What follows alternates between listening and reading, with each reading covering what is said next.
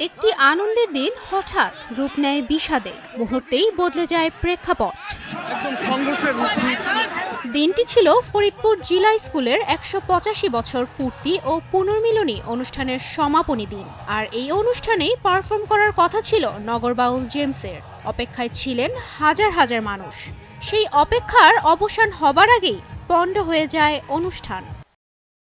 অনুষ্ঠানটির উপস্থাপনায় ছিলেন শ্রাবণ্য তৌহিদা। সামাজিক মাধ্যমে তার একটি পোস্ট থেকে জানা যায় যে অনুষ্ঠানটি বেশ চমৎকারভাবেই চলছিল। মঞ্চে আসার প্রস্তুতি নিচ্ছিলেন জেমস, আর শ্রাবণ্য পরিচালনা করছিলেন র্যাফেল ড্র। ঠিক তখনই তার সামনে এসে পড়ে একটি বড় ইট, যা মুহূর্তের মধ্যে সব বদলে দেয়। আশা আর ভালোবাসা নিয়ে আগত দর্শকের চোখে মুখে তখন শুধু আতঙ্কের ছাপ। সেই পোস্ট থেকে জানা যায় ইটের আঘাতে আহত হন প্রায় ১৫ জন শিক্ষার্থী সহ অনেকেই।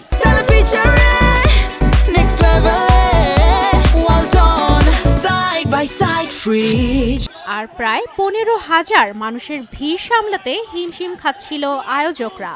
পরবর্তীতে নিরাপত্তার স্বার্থে বাধ্য হয়ে অনুষ্ঠানটি পণ্ড ঘোষণা করা হয়।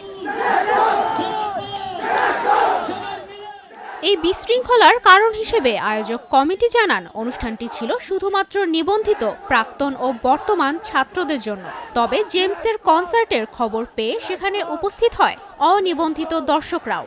ভেতরে ঢুকতে তাদের বাধা দেয়া হলে তাতেই ঘটে বিপত্তি। তখন স্কুল প্রাঙ্গণ ও মঞ্চ লক্ষ্য করে ইট পাটকেল ছোঁড়া শুরু করেন তারা। এমন ঘটনার পর জেমসকে ঘিরে নানা গুজব ছড়িয়ে পড়ে সামাজিক যোগাযোগ মাধ্যমে। তবে নিরাপদেই ফরিদপুর ছাড়েন এই রকস্টার।